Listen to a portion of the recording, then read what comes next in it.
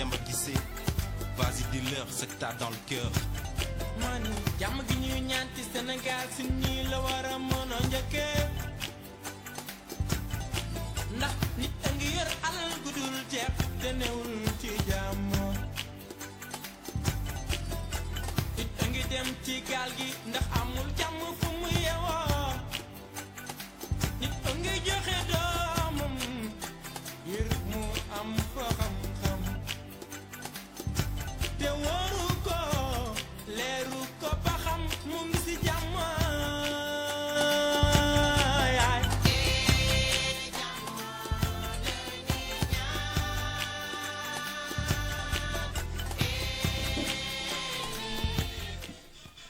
mbokku internet yu Seneweb jërë ngeen jëf yéen ñi ñuy teewlu si Seneweb rajo seneweb.com ak Seneweb TV amati neen mbégte jàkkaarloog yéen si tolluwaay tey ji mi ngi dalal Mouhamadou Moutbane moom taskatu xibaar la moom mooy directeur de publication bu Dakar Times Moutbane am neen mbégte dalal la fii si Seneweb rajo. waaw Diallo maa ngi lay remercier ci invitation bi. vraiment content trop également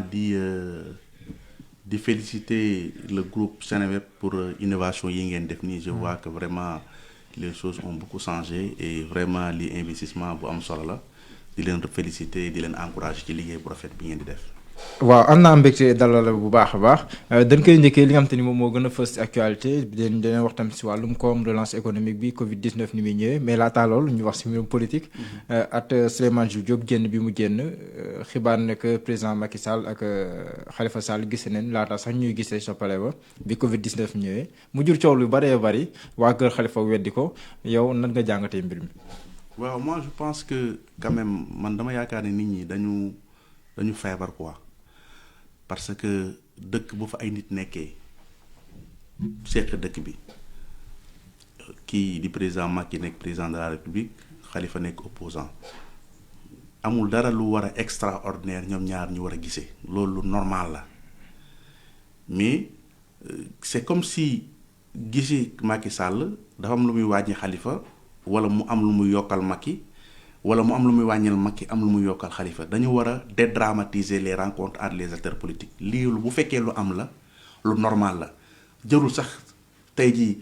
Souleymane Diop di ko wax mel ni lu extraordinaire la jërul tam waa kër Khalifa Sall yi di ko weddi mel ni lu extraordinaire la yaayu Khalifa Sall génn fi àdduna yàlla na ko yàlla xaare àjjana Marème Faye dem seeti ko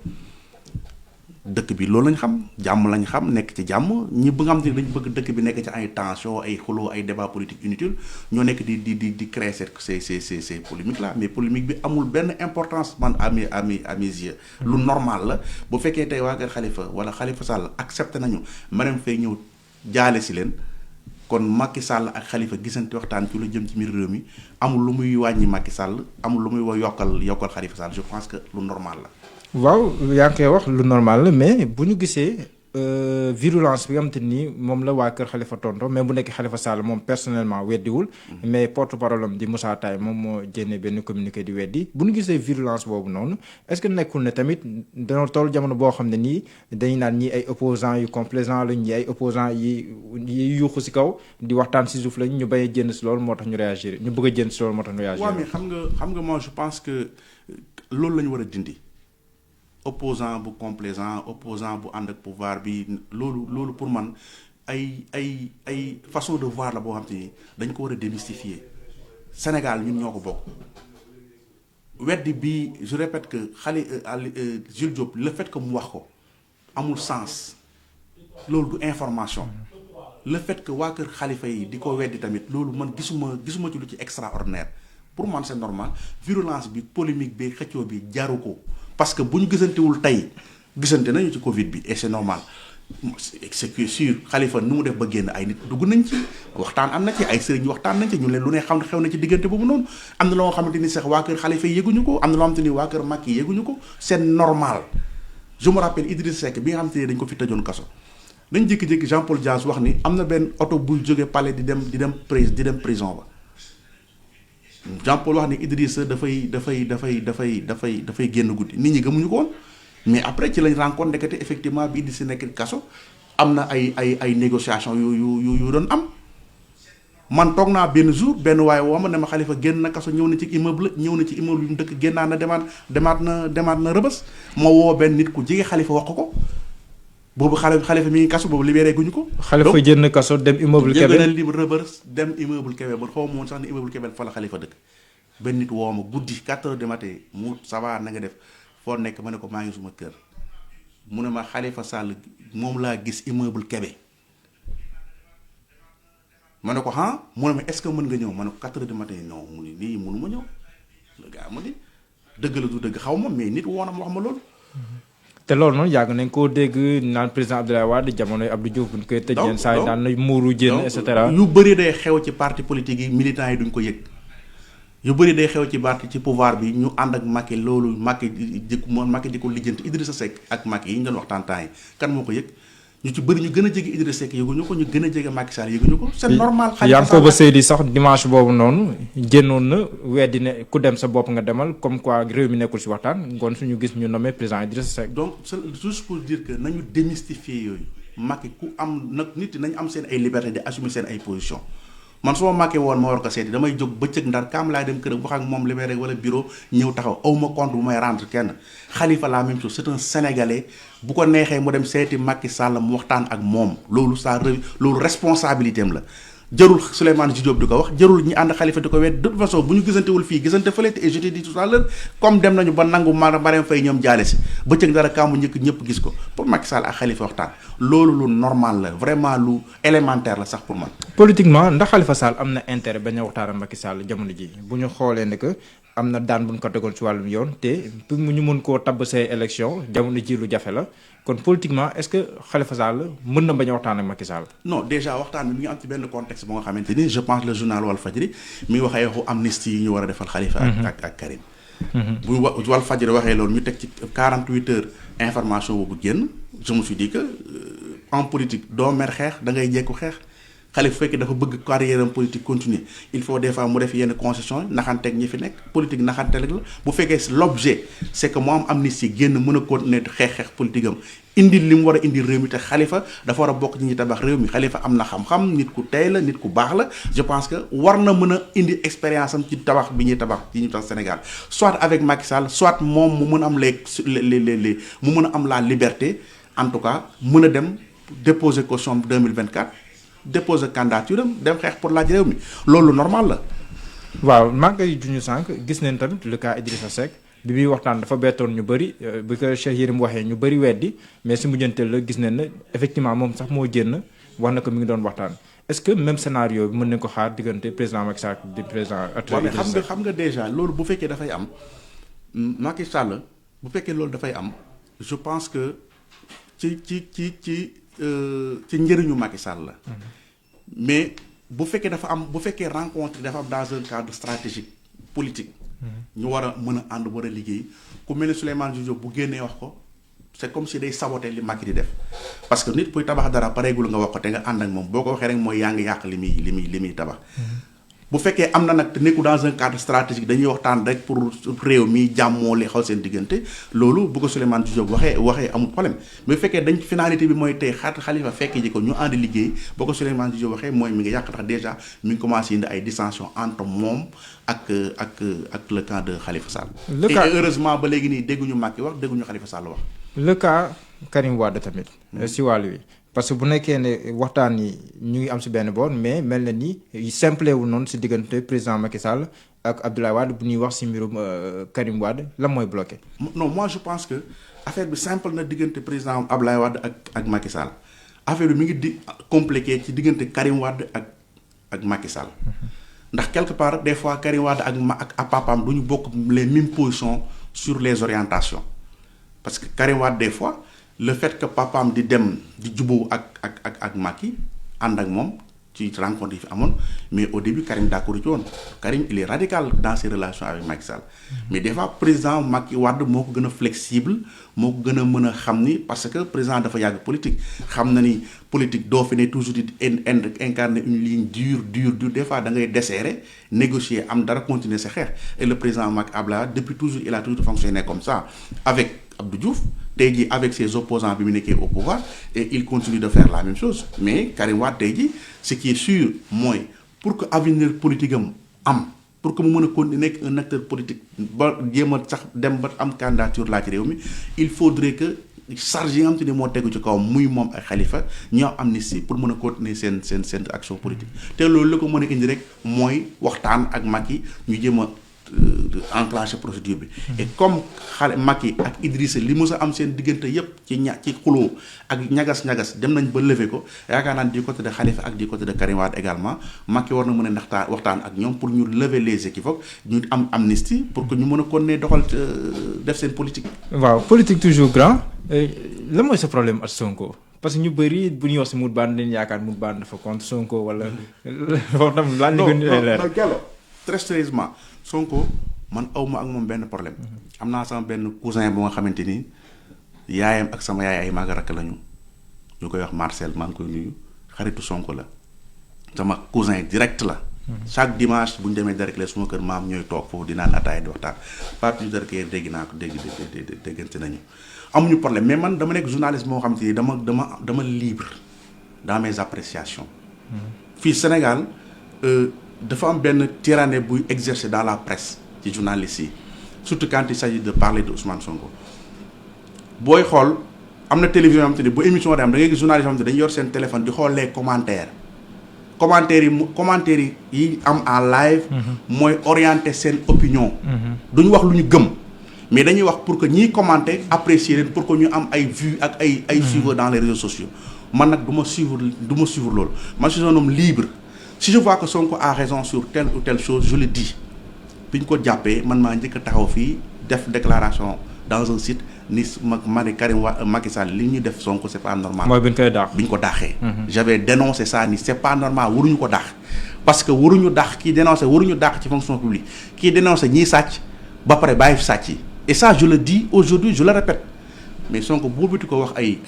yoo xam ne ni c'est des contre-vérités damay jàkkaarloo ak moom ni ko Sonko. comme 14 milliards yi foofu noonu moom. c'est li mu doon ci 94 milliards yi amul ba léegi nii indiwul preuve ba léegi nii indiwul benn preuve ci 94 milliards te man fa ma taxawoon. moom nee na tribunal la koy yóbbu. non tribunal la ko dafa yomb tribunal la ko yóbbu affaire bi du tribunal musul toog bi muy indi génnee document contrat avec Falémé ñu mu defoon conférence de presse xaarul tribunal génn da ko génne. affaire bi communication wax ji diggante moom la ak population bi boo amee ay preuve ci 94 milliards yi na ko génne jarul muy xaar ay tribunal dama lay wax 94 milliards yi Sonko amu ci benn preuve te man maa toog ci télévision man ne leen moom ci boppam daf ci soxloon commission. tu sais dama bëgg des fois nit ñi bu ñu def analyse par exemple ñu analyser la situation politique ak Sonko bi mu ñëwee en 2016 Sonko Macky moo ko créé. man damay soupçonner sax est-ce que ñoom amuñu deal au départ ñoom ñaar pour yàqal Idrissa ñu dem ba ci biir Sonko échappé Macky parce que des fois mën nga def deal ak nit ngeen d'accord ngeen dem ba ci biir waa ji jël beaucoup de poids. mu échappé la mu saboté deal bi. pourquoi je m'explique Sonko il est venu en politique en 2016 la ko nit ñi commencé xam. waaw 2014 la sanc parti bi. mais 2016 la nit ñi commencé xam. 2000 donc toog na 2 ans pratiquement jokk ñu ngi nekk ci émission yi di def animation. mu dem député le nombre bi mu war a am pour nekk député d'office amu ko. plus fort reste la ñëwee. parce que Macky daf ko dàq sénégalais merle ko mu xaw a am mais ba léegi taxul mu am le nombre bi mu war a nekk pour nekk député ñu dugal ko pour plus fort reste ñu teg ci 2 ans 2019 Macky bi nga xamante ni moom moo indi parrainage segg Bougane 1 mois après. lancement parrainage Bougane matal na parrainage am Bougane a investi plus de 2 milliards ci affaire pré-campagne pour dem élection en termes d'affiches d'investissement de mobilisation il a fait le tour du Sénégal et les renseignements yi nga xamante ni ñoo doon génn avant la présidentielle placé Bougane 3e bu fekkee dañ génne Khalifa ak Karim Wade l'État a tous ces renseignements là il savait que avant la présidentielle. Bougane bu demoon. Bougane était plus dangereux que Sonko avant la présidentielle. Macky il fait son sondage Macky caaxaanul day liggéey il a activé les services de renseignement du ministère de l'Intérieur et les renseignements militaires ñu koy jox la température du pays à temps réel mu xam ku nekk Sonko bi mu lancé livre bi solution moom moo ñëw 2e après Macky Sall bu fekkoon dañu écarté ba léegi Karim Wade ak Khalifa. mais Bougane était plus constant dans les sondages Macky dugal parrainage xam na ñi ko mën a tereet jàll deuxième tour 2 personnes la muy Khalifa Sall Karim Wade Karim Wade allait bu bokkoon day dem deuxième tour moom ak Macky Sall ñuy dem deuxième tour te bu demee deuxième tour ñëpp mari Karim la ñuy jàppale Macky day daanu Macky comprendre na mu rocc Karim Wade rocc Khalifa rocc ñëpp mu dugal mu bàyyi fan Idrissa xamoon na ni Idrissa da doon wàcc parce que Sénégal pour nga dem élection présidentielle sa première participation deuxième participation da ngay gën a wàcc looy dem da ngay gën a wàcc Moustapha Niasse moo ci xaw a constant ci loolu dem wàccaat yéegaat en 2012 mais sinon ñëpp ku ci dem de première élection da ngay monter deuxième tu descends Macky xamoon na ni Idrissa dafay wàcc et que les gars du PDS duñu voter Idrissa waaye Idrissa Diall bloqué il fallait que mu bloqué Malick Gakou bu bokkoon day am problème bu électorat Guédiawaye te Guédiawaye rakam moo fa nekk Malick Gakou toog dans l' électorat mouride Pape Diop dafa bëri doole mu bloqué Pape Diop xamoon na ni le problème qu'il y avait entre Madické et Karim Wade et ay Macky et Wade du joxe consigne de vote pour Madické et Issa Sall il pouvait pas gagner c'était pas possible Issa Sall il avait benn daayira donc c'était plus compliqué Macky a fait ce calcul et xam na ni mënul bloquer bloquer les candidats jeunes il fallait faire un choix laisser Thierno Bocoum jàll ou laisser Ousmane Sonko jàll wala nga laisser Bougane jàll Bougane était dangereux ñu bloquer Bougane Sonko commencé woon di jóg ku bees la ñu dugal ko mais dugal bi ñu ko dugal segg yooyu ñu segg ko moo tax Sonko am nekk 3e mais électoralement parlant 15%. Sonko ne pèse pas 15% ci élection yu jaar yoon ci élection am te ni Macky dafa bokk Khalifa bokk Karim bokk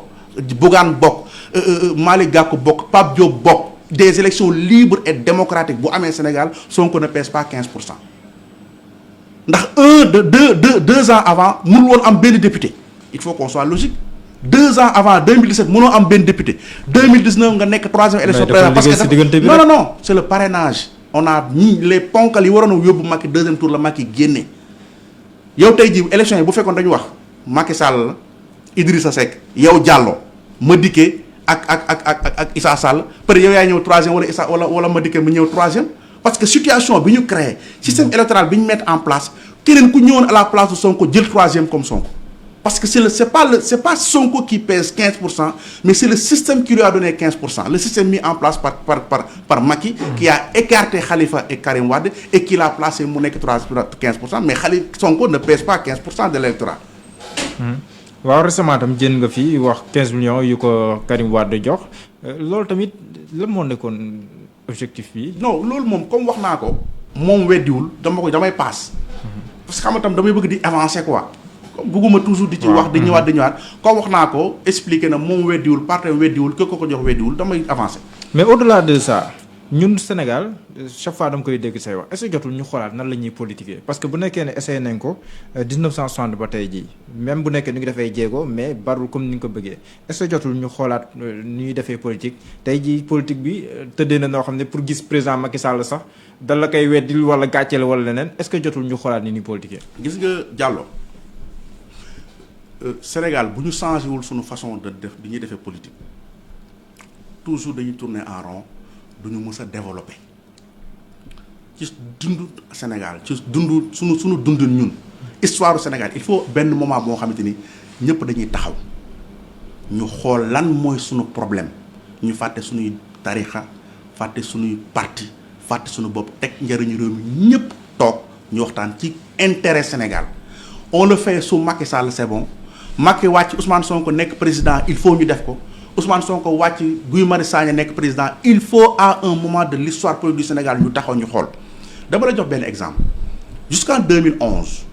les pays les plus développés en Afrique c'était les pays de l'Afrique du Nord lan lañ am en constance mooy dañ fa am ay présidents yu toog yu fa def ay 30 ans minimum les occidentaux tuddee leen dictateurs selon leur conception de la démocratie c'est la conception européenne de la démocratie ñu tuddee leen dictateurs mais chez les arabes ñun duñu ay dictateurs c'est les arabes dañu am seen modèle politique boo xam te ni bokkul ak modèle politique européen yi modèle boobu européens yi tuddee leen dictateurs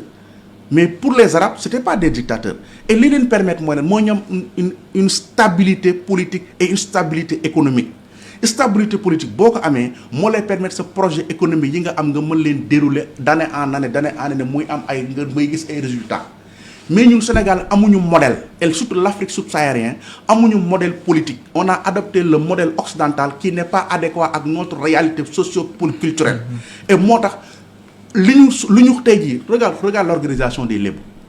Les Lébou ils ont une organisation sociale bu nga xamante ni tey jii mën na nekk un modèle sénégalais wala un modèle africain moom daf ñuy permettre ñu am suñu modèle moom moo ñuy permettre ñoom une stabilité dans la réalisation dans l'application des politiques publiques mais loolu amul chaque 6 mois chaque 5 ans élection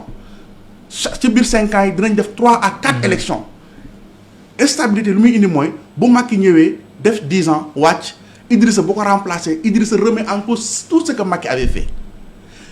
il def 10 ans wàcc Sonko ñëw Sonko remet tout ce que Idrissa Seck avait fait du am continuité du am ligne de conduite et du am continuité et les acteurs politiques bu ñu toogoon ñu xool dans chaque secteur de la vie politique de la vie économique et sociale du Sénégal ñu teg un programme commun bu waa dinañu Sénégal rek ñoo def loolu mais amul problème ndax ñun làmb ji ñuy def ni Sénégal rek la am te amul lu mu ñu yàqal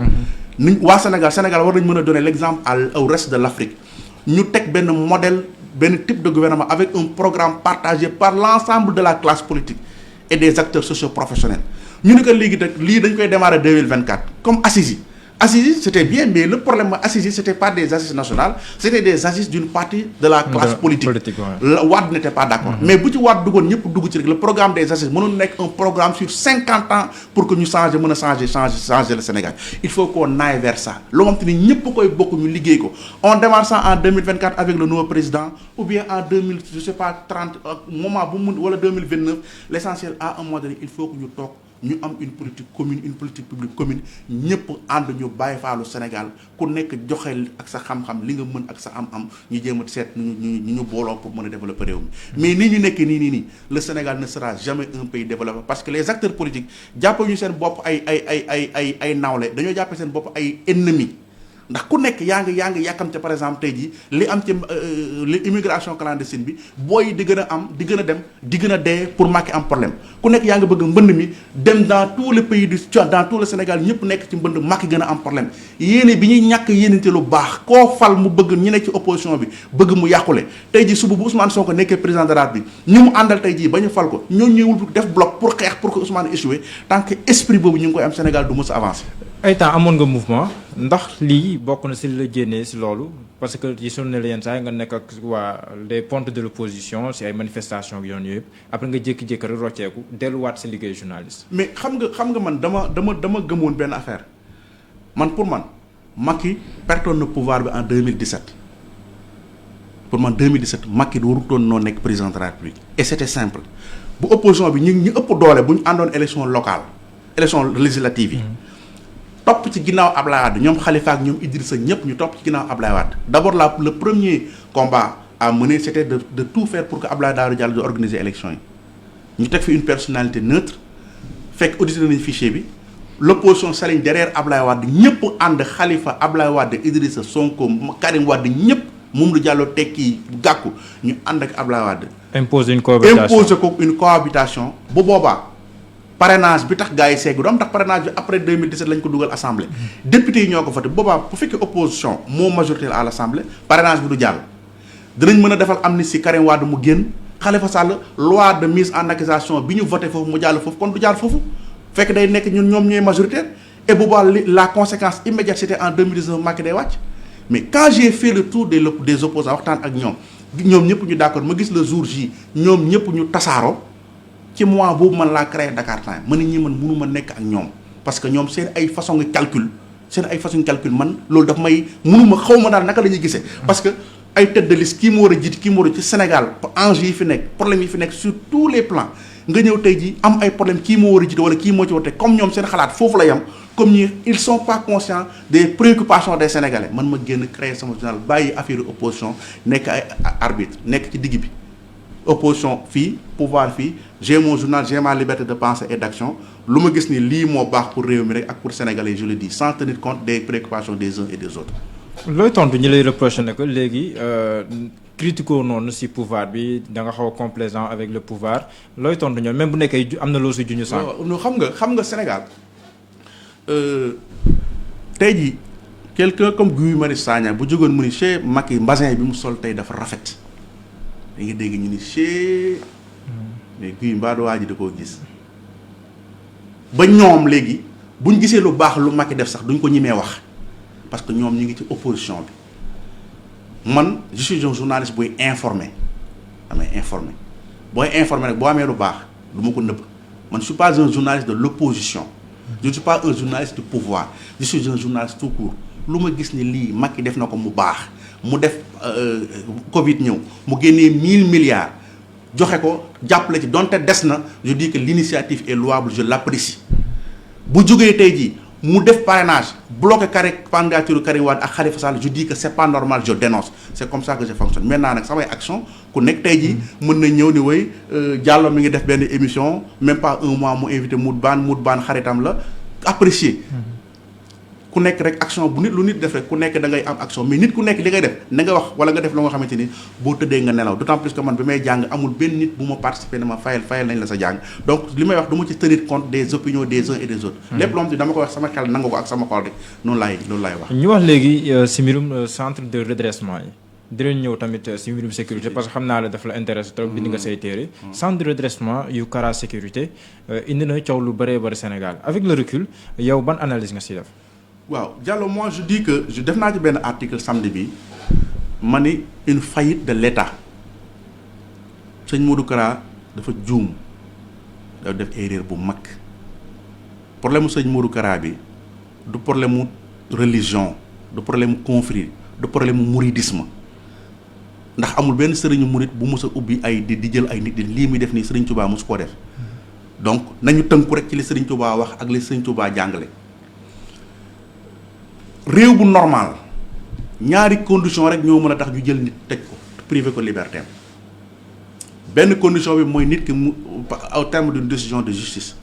mu def dara ñu yóbbu ko justice bi décidé ñu tëj ko mu feebar ñu yóbbu ko ci médecin bi décidé ñu teg ko quelque part pour traiter ko médecin moo mën a jël décision pour ñu denc nit wala juge keneen amul pouvoir boobu centre de redressement privé ça n'existe nulle part léegi y a deux choses sëñ Modou Kara soit yëgoon na ko moo ko créé ñëw def ko yëg la fa xew boobu ba c'est très grave wala yëgu ko mais il a des responsabilités indirectes sur ce qui s'est passé parce que centre yi l'islam nangu ko sunu loi nangu ko dara mënu ko expliquer d'autant plus que amul autorisation du ministère de l'Intérieur ou du ministère de l'Éducation nationale ou du ministère de l'Enseignement supérieur ou du ministère de la Justice pour que mën a ubbi centre yooyu bu fekkee amul autorisation boobu nag il a violé la loi dafay li gën a graaw mooy fekkee nit ñi ñu wax ni dañu dee foofu dëgg la il faut que moo tax xam naa ñu yóbbu ko instruction parce que les 300 et quelques personnes yi ñu fa gis ñëpp dina leen entendre kenn par kenn jëwriñ ya fa nekkoon xaw ma ay colonel lañ xaw ma ay généraux dinañ leen entendre kenn par kenn def ci ñoom confrontation 16 personnes yi ñu ne dañ fa dee xaw ma ndax dëgg la wala du dëgg 16 personnes yooyu nañ xam ni kan moo leen suul fan lañ leen suul est-ce que am nañ certificat de genre de mort parce que nit mënoo koo suul te amul certificat de genre de mort yooyu bu fekkee suul nañ ko te amuñu këyit googu recel de cadavre la bu fekkee suul nañ ko ak këyit googu il faut ñu xam ban mairie ndax ci mairie lañ koy defal ban mairie wala ban préfet moo defar certificat de genre de mort boobu noonu ci ñiy fa décédé ñëpp bu fekkee am na donc l'affaire est extrêmement grave maintenant le procureur on l'attend pour des choses moins graves que ça def na fi ay conférences je me rappelle l'affaire Aïda Ndiongue taxaw na fi def conférence de presse bi ñuy accusé que Aïda Ndiongue les 47 milliards le procureur de la CREI bi ñuy accusé ñoom Karim Wade def na fi conférence de presse le procureur doit sortir expliquer l'enquête c'est quoi parce que les Sénégalais doivent savoir parce que la justice est dite au nom du peuple sénégalais et les Sénégalais doivent savoir qu'est-ce qui se passe, qu'est-ce qu'on reproche aux marabouts, quels sont les délits retenus et quelles sont les personnes qui sont concernées directement et indirectement et la procédure mënuñu ko def ci entendre ñu sëñ Modou Kara dañ ko war a déglu. dañ ko war a déglu moom centre yi moom buñ ko dégluwul chaîne bi du complète ndax dafa am hiérarchie am chaîne de responsabilité qui commence par lui ba ci le petit gardien le plus petit gardien ci centre yooyu donc sëñ Modou Kara le procureur daf ko war a woo ñu entendre ko ci waxam ci la ñuy xamee ndax moom def na wala deful ndax yëg na la fa xewoon wala yëgu ko ci ay waxam lañ koy xamee ak ci confrontation yi am diggante moom ak jëwri ni donc bu fekkee def nañ enquête te dégluñu sëñ Modou Kara enquête bi dañ ko bâclé dañuy def du n'importe quoi. mais yaa ngi koy wax sànq mais procureur dafa war a wax mais est-ce que nekkul tam le secret de l'instruction aussi moom nañu bëgg a sàmm wala bàyyi ba instruction bi jàll ñu soog a wax parce que tamit am na ñuy reprocher à la gendarmerie le fait que aussi nga baal ma le fait que aussi ñu teel a génne communiqué wax si mbir bi am sax ay vidéo yu circulé loolu tamit am ñu koy reprocher gendarmerie pour wax ne que am na un risque de violation du secret de l'instruction est-ce que loolu tamit war na koo sóoraale. non xam nga enquête actuellement ñu ngi ci enquête préliminaire instruction bi commencé guñ ko xaw ma ndax désigné nañ juge d'instruction certainement buñ décidé sur juge d'instruction le juge d'instruction peut commencer son instruction mais il y a un besoin de transparence et de rendre compte mënuñu bu nit détourner xaalis bu nit occuper benn direction ñu ne ko da nga war a rendre compte justice bi duñu rendre compte ça doit être à tous les niveaux de responsabilité dañu war a informer def na ko ak ay dajongo je l'ai dit tout à l'heure au début de l'enquête bi ñu defee seen ay enquête ba gis nañ ay or ak xaalis le procureur dafa taxaw expliquer le procureur de la CREI il avait fait la même chose on ne demande pas moins on demande pas moins que ça ce qu'on demande mooy le procureur na génn expliquer Sénégalais parce que les Sénégalais doivent savoir ce qui se passe amul benn sensibilité bu fi am Sëriñ Cheikh Béthio Thioune bi mu ko fi concerné dañ ko dem jël ko la loi s'est appliquée li ñu ko def baax na baaxul yoon la du yoon c'est pas à moi de le dire mais waruñu traiter sëñ Modou Kara moins que Cheikh Béthio Thioune ça c'est mon opinion et pour moom mu seetal deram il faudrait que mu dem wuyu ji justice te sëñ Modou Kara xam naa ne bu ñu ko woowee dina wuyu ji des na nag ci ñi ko war a woo ñu woo ko. sànq yaa ngi koy wax la faillite de l'État nan la fayiree ci mbir mi. waaw xam nga état. bind naa ko sama article bi gis nga dans un état normal bépp groupement bu am l'état doit surveiller tous les regroupements toutes les associations tous les mouvements politiques mouvements religieux mouvements sportifs mouvements culturels même les syndicats l'État doit avoir un contrôle sur les syndicats pas contrôle di leen tii mais des stratégies bu ñu mettre en place pour xam ñii ci loolu la ñuy dox parce que c'est des structures c'est des organisations c'est des mouvements yoo xam te ni mën nañu créer violence wala instabilité wala crise bépp mouvement bu mën a créer crise ci réew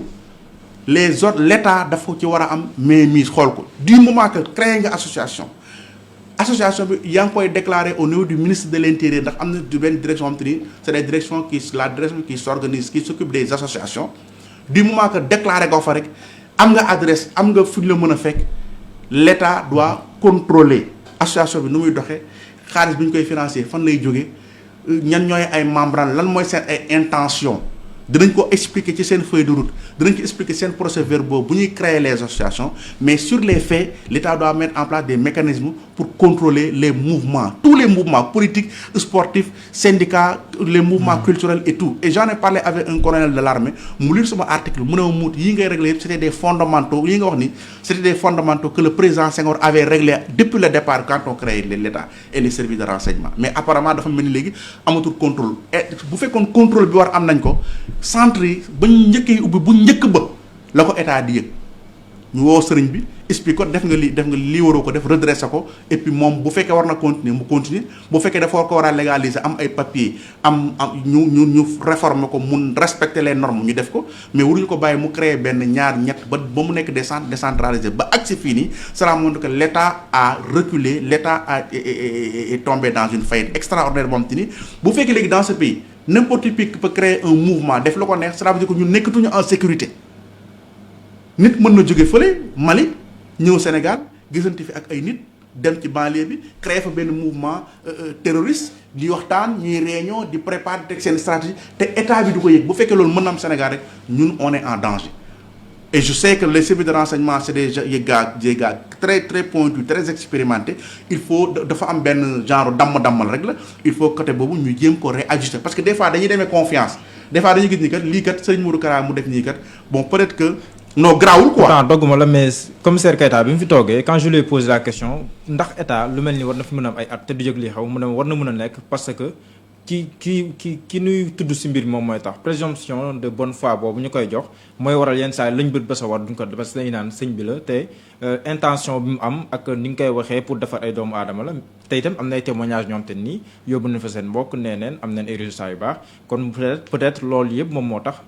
ba fii nii mbir mi amee am woon yenn soupçon yenn doute yi si mbir yooyu. waaw mais loolu tam warul nekk une explication war nañ am bonne foi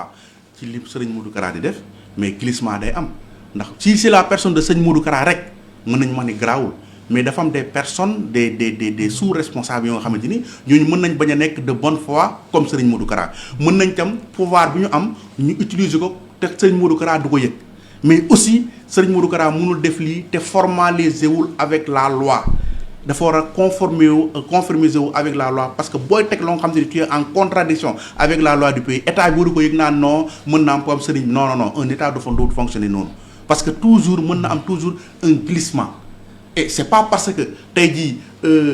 policier baa ngi fële ci bopp koñ bi yow jaar nga sens interdit benn distance 10 mètres nga jaar rapidement jaar génn dem sa yoon que tu as réussi à passer et que c'est bien non c'est pas parce que sëñ Modou Kara tey ji def na loolu am na ay nit ñu fa def ay témoignages yu ni kat am na njëriñ nii ak nii ak nii que loolu baax na bu fekkee dafa war a baax état bi war na ñëw jël ko moom sëñ Modou Kara jàppale ko financer ko ña fa nekk ñu former leen mu nekk ay benn équipe pédagogique moo xam ni ñii dañuy gérer mbiru formation ñii dañuy gérer mbiru éducation religieuse ñii dañuy gérer mbiru santé et tout état bi subventionner ces centres et avoir un œil sur ça comme ça se passe avec dans les registres des prisons mu nekk des centres d'éducation et de réinsertion sociale ña fa nekk mën a jàng ay jàng alxuraan jàng xasida jàng xam-xam jàng des métiers mais duñu ko bàyyi ni rek moom mu toog gérer ces centres état bi jàppale ko mu am ay dérapage après ñu toog ne way dañu yaakaaroon ni non loolu un état ne fonctionne pas comme ça. day poser aussi la question des milices entre guillemets li ñu tuddee ay milices Sénégal ñu jàpp ne li war na mën a nekk une occasion pour éradiquer yu mel noonu yëpp fii nii Sénégal yenn saa ñu gis ko ci politique yenn saa sax ñu gis ko tam booy xeexoo diine amee. waaw xam nga moi je pense que le terme ministre est trop fort bu fekkee da nga bëgg a qualifier li sëñ Modou Kara moo tax ma ne sëñ Modou Kara man je pense que dafa xam naa ne bi mu nekk xale peut-être ku bëggoon nekk militaire la dafa bëgg affaire armée dafa bëgg militaires yi dafa bëgg affaire moi j'ai l'impression moom dafa mel dafa fan les gars de l'armée quoi donc il s'habille comme un général dafa et puis nit ku correct la nit ku bëgg affaire lu carré la lu ordonné gars yi rang xam nga rang yi jub loolu daf ko bëgg xam naa ni doom xam naa loolu peut-être lu ko toppal la bi muy nekk ndaw quoi mais quand même li muy def du milice c'est des gens qui ont des armes qui font des exactions di rey ay nit ça c'est sëñ Modou Kara n'a pas fait ça mais li muy def aussi sécurité la te sécurité état moo koy gérer nit du gérer sécurité nii rek nii bu fekkee dafa bëgg benn agent de sécurité mën na dem demander déposer une licence au niveau du ministère de l'intérieur comme waa Sagam ni ñu ko defee comme waa IGES ni ñu ko defee baal mel ne ci li ma koy cité il y a des structures qui ont des agents de sécurité Kara sécurité mën na nekk une agent de sécurité avec des jeunes yu nga xamante ni moom moo leen di utiliser di gagner ay marché di jeunes yi di ci am dara mu leen di muy préparer seen réinsertion sociale loolu mën na nekk mais il faut que ça soit organisé. voilà léegi dañuy dem si yaa ngi bind benn téere jamono ji xam naa ne sax bëggoon wax si parce que jëndagul voilà léegi yaa ngi bind benn téere dinañ si amaat waxtaan mais téere bi tam dafa laal mbirum sécurité laal mbirum terrorisme sànq yaa ngi koy junj ndax mën nga nu wax tam si téere boobu. waaw en fait téere bi dama ko bind ci bi procès Imam Ndao bi amee dama suivre procès bi donc ni mu commencé bi ni mu jeexee après ma am les procès les documents sur la procédure d'enquête ma waxtaan ak les personnes concernées dem kaso waxtaan fa ak Mokhtar Diokhane qui était la principale personne. Mokhtar Diokhane waxtaan ngeen. waaw waxtaan nañu maa ngi ko dégg maa ngi ko fekk camp pénal mu nekk vraiment un jeune bu correct vraiment jàng alxuraan bëgg Sénégal. moom 20 ans lañ ko kii woon de travaux forcés. waaw 20 ans 22 ans donc ma xam ni en fait il faut que mu bind livre bi pour participer joxe sama contribution ci élan de sensibilisation pour que jeunes yi xam li ñuy def parce que dañu wax ne nul n'est censé ignorer la loi mais comme ce qui est arrivé à sëñ Modou Kara il a ignoré la loi ba tax mu def lii mais booy yam te dañ fiy jóge tam di dem Nigéria di dem Libye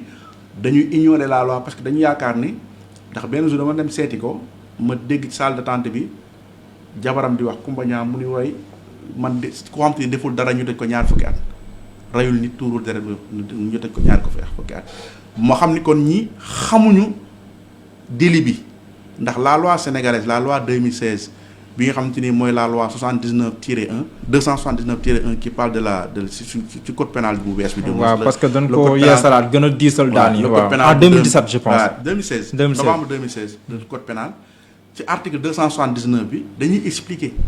le fait même d'être en contact avec les terroristes c'est un délit le fait d'échanger avec eux di jëflante ak ñoom c'est un délit puni par la loi ci ay sanctions yu lourdes.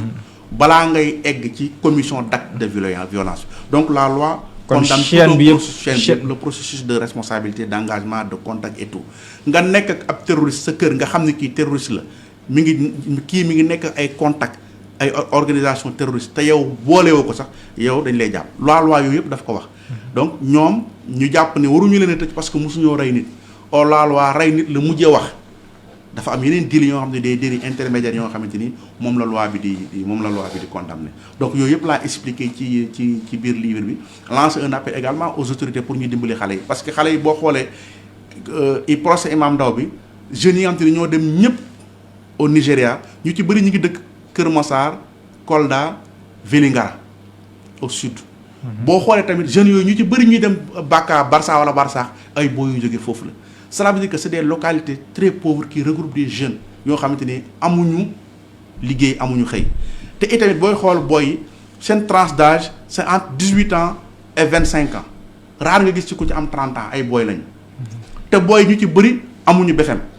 boo xoolee tamit xool naa seen cursus scolaire xool naa seen âge amuñu BFEM ñu ci bëri dañu def. ba léegi yaa ngi si procès Imam Ndao. waay une trentaine de personnes lu ko. oui 33. donc. boo am ñoom te ni CM2 lañ yam dugg ci informel bi jàng alxuraan am ku leen contact wax leen ni fële dañ fay dund l'islam nii ak nii ñu jox leen xaalis booy moom te ni musul am 10 000 francs nga jox ko 200 000 francs pour mu jël oto dem Kaolack dem Nigéria ñoom ñëpp noonu lañ demee kenn mooy dem contact bokkoon nañu daara ak Vélingara bokkoon nañu école Vélingara wala Kolda bokkoon nañu daara diw fële wala nii ak nii noonu la ñu leen demee bi ñuy dem intention jàng lañ demoon bi ñu demee lañ fa gis doy leen ñu ñibbisi donc c'est un livre boo xam te ni daal on est revenu sur tout ça. d'accord kon dinañ si gën a mën a xuus. incha allah bu jénnee en tout cas amoon naa mbégte loolu bokk yow jotaay bi. merci beaucoup ma bàyyi la nga tàggatoo ak ñu doon. waaw di la remercier rek. encore di renouveler sama remerciement ci yow ak ci groupe bi di leen encourager di leen wax ni daal li ci des xam naa ni ak salaam moom dina gën a def yeneen yu gën a yéeme parce que yii moom. vraiment man dinaa fi yónnee sax sama journaliste yi ñu defee reportage quoi parce que man j'aime ça. bëgguma toujours ñun journalistes yi ñuy promouvoir les hommes politiques bàyyi des gens comme Salam des gens comme Bougane des gens comme Youssou Ndour des gens qui sont là qui investissent di jël ay xale di leen jox di leen fay ay salaires chaque mois da ngay gis des chefs d'entreprise ñoom te ni dañuy am problème mu boucler parce qu'ils ont des charges toujours. on les met derrière et on met devant les hommes politiques yoo xam te ni tey Salam lii mu def amul benn homme politique sénégalais bu def investissement bi kon dafay baax genre yi ñu lay defal promotion pour que nit ñi xam ne ñu mën a nekk référence dans la jeunesse. jërëjëf grand yow tam si nga bokk parce que patron de presse nga ñu lay sant bu baax di la gërëm. sant bu baax a baax Karbala mi nekkoon si xarala bi sant leen gërëm leen dig leen daje si beneen yoon incha allah tolluwaay jaa ngeen jëf.